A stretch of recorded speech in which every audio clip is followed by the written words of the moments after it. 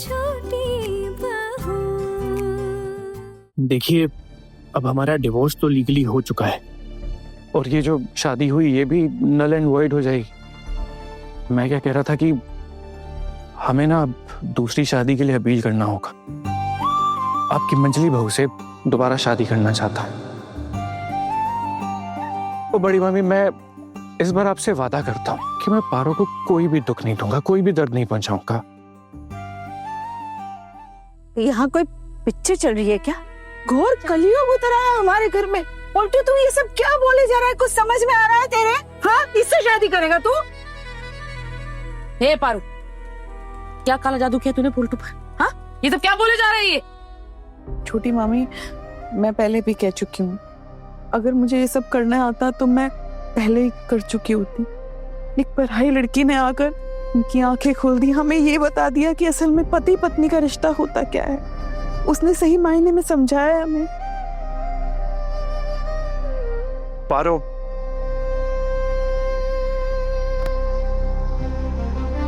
मुझे माफ कर दो पारो। मैंने तुम्हारे साथ बहुत गलत किया है। मैंने तुम्हें बहुत दुख दिए हैं, हमेशा तुम्हारी बेइज्जती की है मैंने, कभी इज्जत नहीं की तुम्हारी। जो सीख मुझे मिली है ना जीवन में, ये बहुत जरूरी थी मेरे लिए। और अब जो सीख मिली है ना, मैं उस इंसान को धन्यवाद कहना चाहता हूँ, उसका आभारी हूं मैं। हाँ ना, मैं पूजा मैडम से मिलना चाहता हूँ, मैं उसका शुक्रिया अदा करना चाहता हूँ। तुम चलोगी ना हमारे साथ? हाँ ना, मैं भी जाना चाहती हूँ, मिलकर एक बार उन्हें प्रणाम करना चाहती हूँ। जिंदगी में आज तक मेरा घर तोड़ने की सबने कोशिश की है, एक वही है जिनकी वजह से मेरा घर वापस जुटने जा रहा है। मेरी घर गृहस्थी दोबारा मुझे वापस मिल रही है। वो मुझसे शायद उम्र में छोटी हैं, पढ़ी लिखी भी ज्यादा हैं, लेकिन फिर भी मैं उनके एक बार पैर पड़ना चाहती हूँ। ठीक है बोल तू दादा, चलते हैं। वैसे उन्होंने मुझसे कहा था कि उनके पास कुछ काम है, वो निपटाकर वो सीधे एयरपोर्ट के लिए निकल जाएंगी। तो अगर हम लोग अभी निकलते हैं तो शायद हम लोग एक आखिरी बार उनसे मिल सकते हैं। सच कहो तो आज ना बहुत खुशी का दिन है, बहुत गर्व का दिन है, मैं बयान नहीं कर पा रही। मेज दीदी, आखिरकार आप जीत ही गई। मेज दीदी ने ना कभी भी किसी का बुरा नहीं चाहा, हमेशा सबका अच्छा चाहा है। इस घर के लिए, इस परिवार के लिए इतनी मेहनत की है इन्होंने, और इसके बदले इनको क्या मिला? बेइज्जती, अपमान। अब ये तो डिजर्व नहीं करती थी दीदी। बोलतू रहा था, आपको पता है एक बात, मेज दीदी के अंदर ना बहुत गुण है। अगर आपने इनके गुणों को पहचाना होता ना तो आज ये आपके सर का ताज होते। इनके गुणों को पहचानने में इतनी देर कर दी, इसलिए कि ऐसे घर के किसी कोने में पड़ी रही और दुनिया वालों को लगता रहा कि इनके अंदर कोई गुण ही नहीं है। हर औरत के अंदर ना कुछ काबिलियत जरूर होती है, लेकिन अगर उसका पति उसका साथ ना दे, उसके ससुराल वाले उसे मौका ना दे, तो फिर वो अपनी काबिलियत कैसे दिखाए? फिर या तो वो चुपचाप घर छोड़कर चली जाए, या फिर अपनी काबिलियत को संभाल कर छुपा कर रखे। बस यही रास्ता बचता है। एक दिन ऐसा जरूर आएगा जो हमने ख्वाब देखे ना, हम वो सब कुछ कर पाएंगे अपनी काबिलियत के जरिए। और सिर्फ इतना ही नहीं, साथ ही साथ घर गृहस्थी भी संभालेंगे।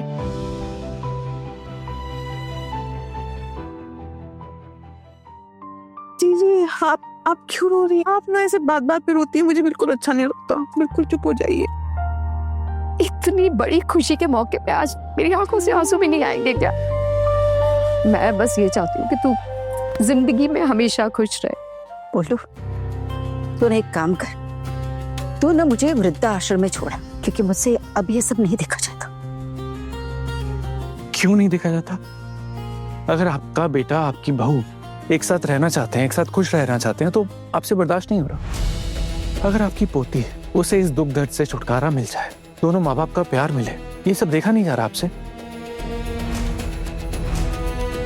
पूजा मैडम जो मुझे दिन रात यही समझा रही थी, जिसकी वजह से आज मेरी अपनी आंखें खुली हैं।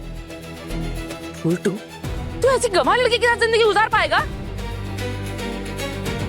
ये मेरी बीवी है, घर गृहस्थी भी मेरी है, तो इसके साथ जो जीवन बिताना है वो भी मुझे ही गुजारना है, आपको तो नहीं गुजारना ना।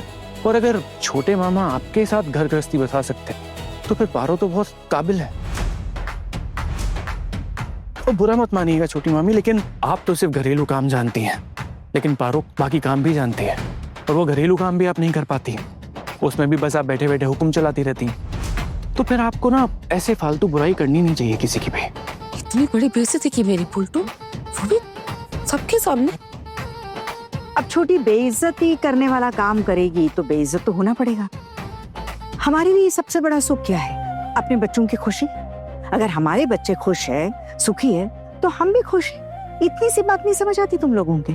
तुम लोग तो अपने बहू बेटों के साथ रहना ही नहीं चाहती हो, खासकर बहुओं के साथ। ले सुन ले ठाकुर जी की बात, अब वृद्धाश्रम जाकर रहना चाहती है। क्या है ना छोटी, अब ठाकुर जी की संगत में रहकर तेरी सोच भी बहुत घटिया होती जा रही। अभी भी वक्त है, बदल दे अपने आप को।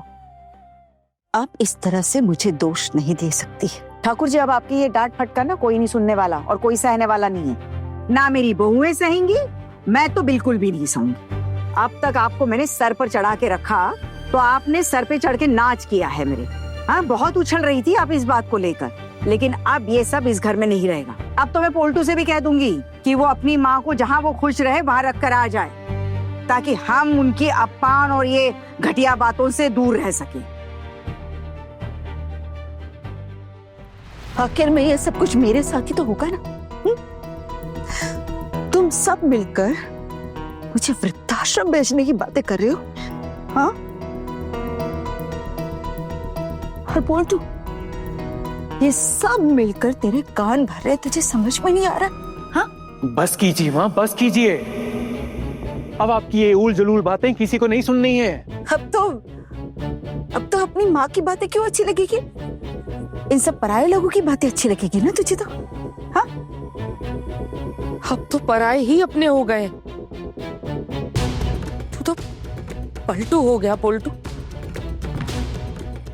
चाची जी एक बात बताइए, अगर हम लोग पराए हैं तो इतने दिन कैसे रुक गई आप इस घर में? प्यार था तभी तो रुक पाई ना।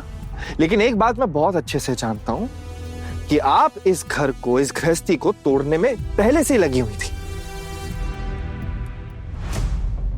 मैं ये भी जानता हूं कि इस घर के कितने लोगों के पीछे आप पड़ी हुई थी हाथ धोकर। अहाना के बारे में भी दूसरों को गलत गलत भड़काया आपने, और इस गृहस्थी को, हमारे रिश्ते को भी तोड़ना आप ही चाहती थी। अब आप दोनों की ना उम्र हो चुकी है, तो थोड़ा भगवान का नाम लीजिए, या फिर जो आप लोगों का मन करे ना, जो अच्छा लगे आप लोग वो करिए, लेकिन बस किसी की गृहस्थी में मत पड़ी। अरे एक महीना ट्राई करके तो देखिए, देखिएगा आपके मन को कितनी शांति मिलेगी। कि जो आप लोग ऐसे हमेशा गुस्सा रहते हैं ना, इससे ना बेचैनी बढ़ती है, और बेचैनी बढ़ेगी तो शरीर कमजोर होगा। तो खामखा क्यों आप लोग अपनी तबीयत खराब करना चाह रहे हैं? कुछ तो अपनी उम्र का लिहाज कीजिए प्लीज। प्रवचन दे रहे, सबके सब प्रवचन दे रहे। नहीं माँ, प्रवचन नहीं, सिर्फ आपको सच्चाई बता रहे हैं। पारो, तुम चलोगी ना मेरे साथ? हाँ, मैं इसीलिए तो तैयार खड़ी हूँ, मैं जरूर जाऊंगी। हाँ, मैं सोच रहा हूँ कि मैं भी चलता हूँ आप लोगों के साथ। अरे आप रेस्ट कर लीजिए ना, आपका ऑफिस भी तो है। आपका भी तो ऑफिस है। छोटे बहू, जब छोटू जाना चाह रहा है तो जाने दे, उसका मन हो रहा है। क्या भाभी, छोटा बच्चा है कि उसका जाने का मन किया तो चला जाएगा? पहले छोटी बहू कहीं भी जाना होता था तो छोटू की इजाजत लेती थी, और अब क्या हो रहा है? अब छोटू इसकी इजाजत मांग रहा है। घोर कलयुग आ गया हमारे घर में। वो क्या है ना पिशीमोनी, अगर कुछ उल्टा भी हो जाए ना तो उसमें भी कुछ अच्छा ही होती है। एक्चुअली क्या है ना, आहना और मैंने खुशी की चाबी ढूंढ ली है। शांति से कैसे साथ रहते हैं ये भी पता कर लिया, तो आप बीच में हमारे फूट मत डालिए। आप थकती नहीं है क्या इतनी नफरत फैलाते फैलाते? अब आप इनकी बातों में उलझे रह जाएंगे, वो एयरपोर्ट के लिए निकल जाएंगे। छोड़िए, ये सब चलता है।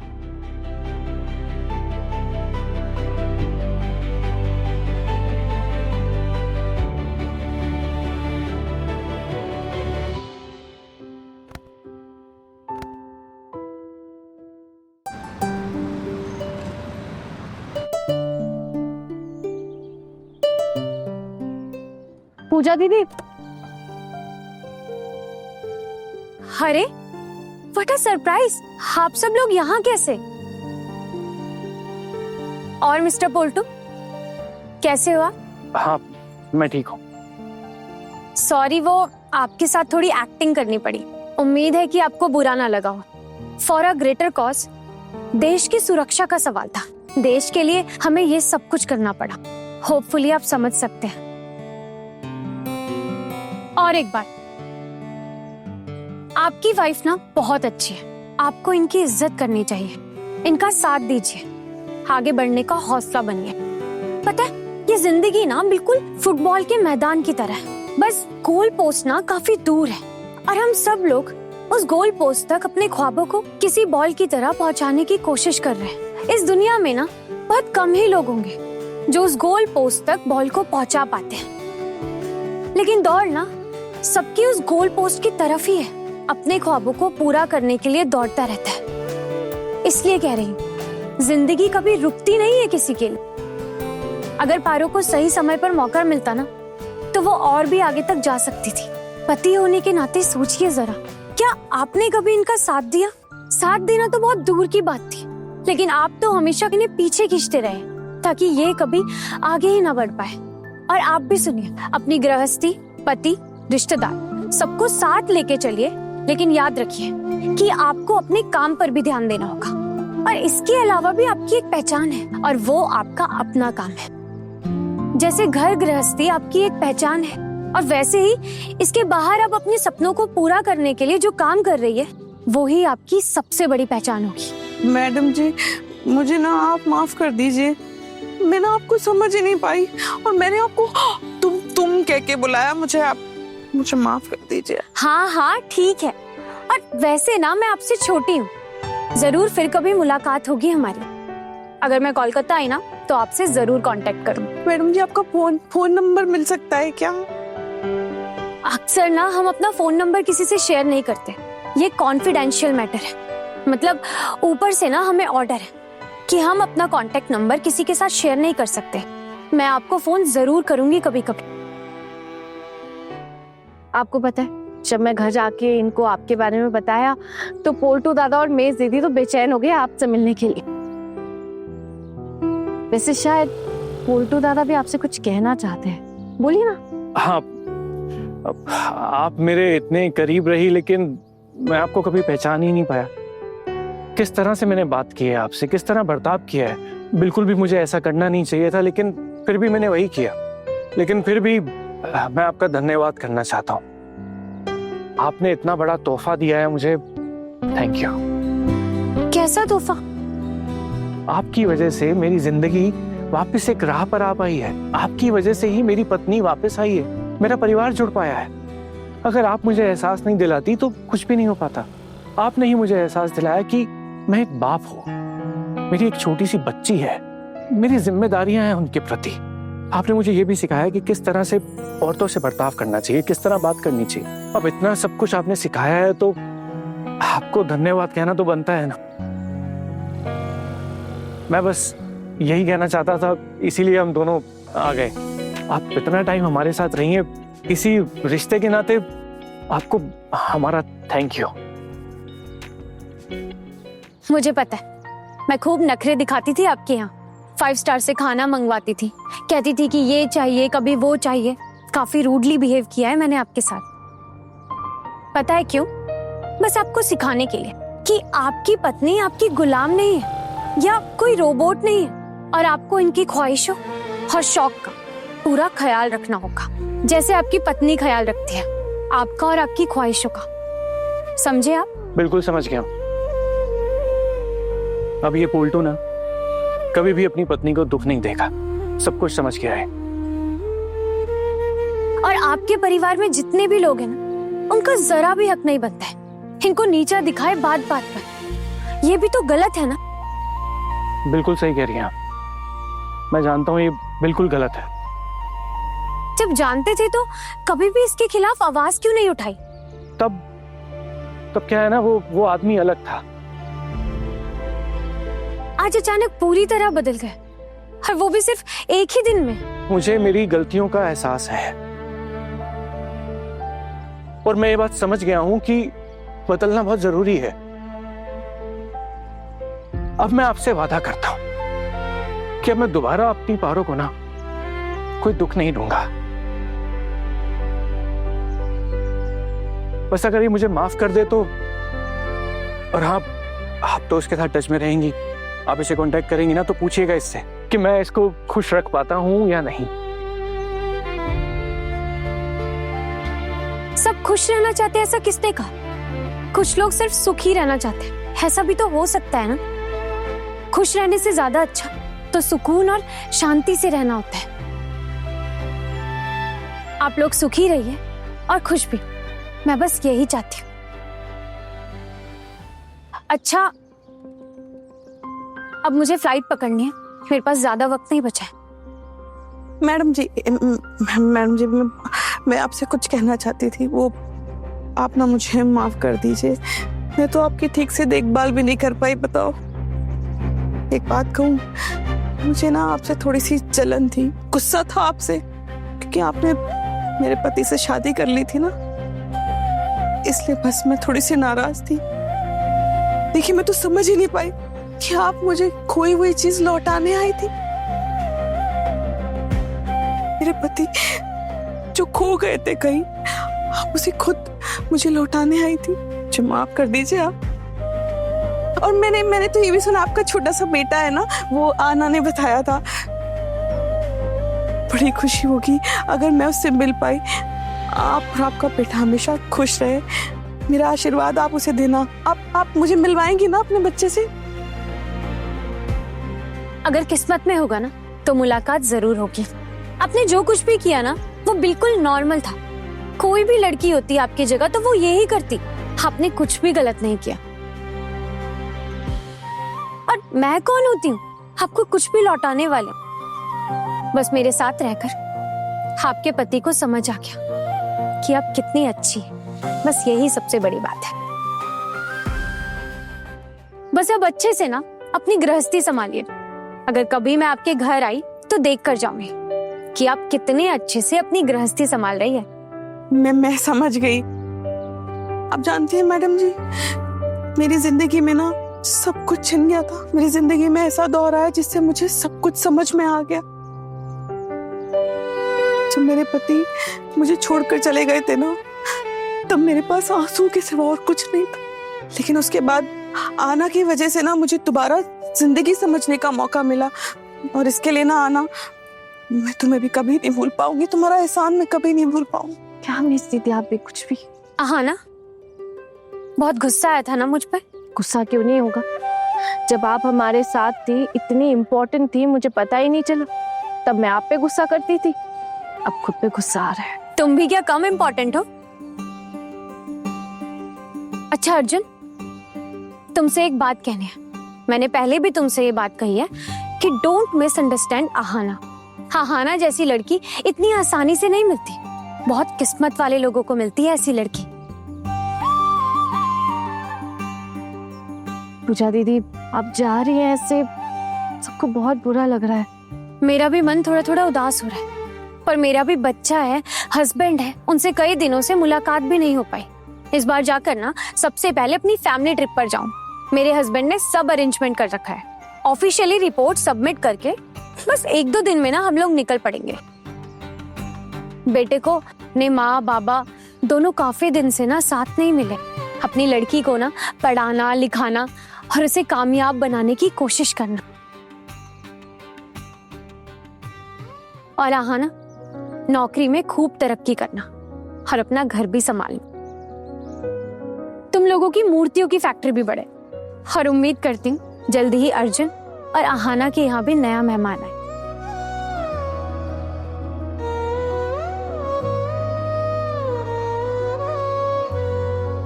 वैसे हमें ना दोबारा मिलना ही होगा। अगर किस्मत में लिखा होगा ना तो जरूर मुलाकात होगी, कोई रोक नहीं पाएगा। मैम, अब निकलना होगा, काफी टाइम हो गया है। यस। अच्छा, अब हम लोग जाते हैं। आप लोग अपना ध्यान रखना। तुम्हारा पूरा परिवार मुझे हमेशा याद रहेगा। कुछ दिनों के लिए ना वो मेरा घर सा हो गया था। अच्छा, चलते हैं। Bye bye, happy journey.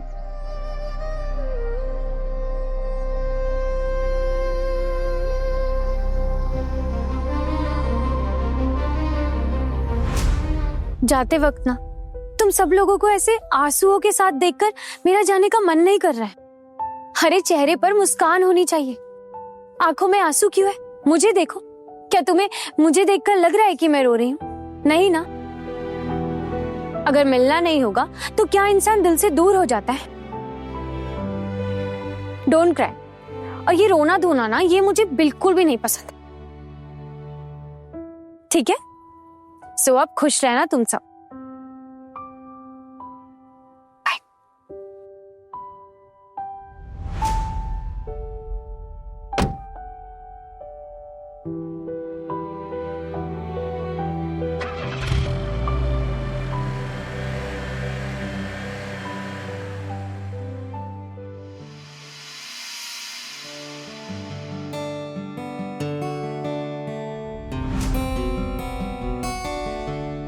मामी माँ, मैं क्या कह रही थी कि उन लोगों ने ना 500 मूर्तियां मंगाई हैं। अब हमारे पास तो इतनी मूर्तियां तैयार नहीं है, तो क्या करना होगा? अरे नहीं है तो तैयार कर देंगे। ऐसे हाथ पैर फैलाकर बैठने से तो काम नहीं होने वाला ना। माँ, मैं क्या कह रही थी कि अगर मूर्तियां तैयार नहीं हो पा रही हैं तो क्यों ना किसी और दुकान से खरीद लें जितनी कम पड़ रही हैं। तुम्हारा दिमाग खराब हो गया है क्या बड़ी? अरे हमारा काम हमारी पहचान है। हमारे अपने हाथ से बनी हुई कारीगरी, वही तो लोगों को पसंद है।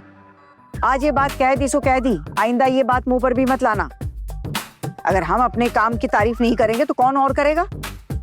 बिल्कुल सही कहा आपने बड़ी माँ। हमारी मूर्तियों की ना बात ही कुछ अलग है। लोग तो तारीफ करते करते भी नहीं थकते। लेकिन हाँ, हम लोगों को ना कुछ लोग और रखने पड़ेंगे, वरना ये ऑर्डर तो हम पूरा ही नहीं कर पाएंगे, है ना?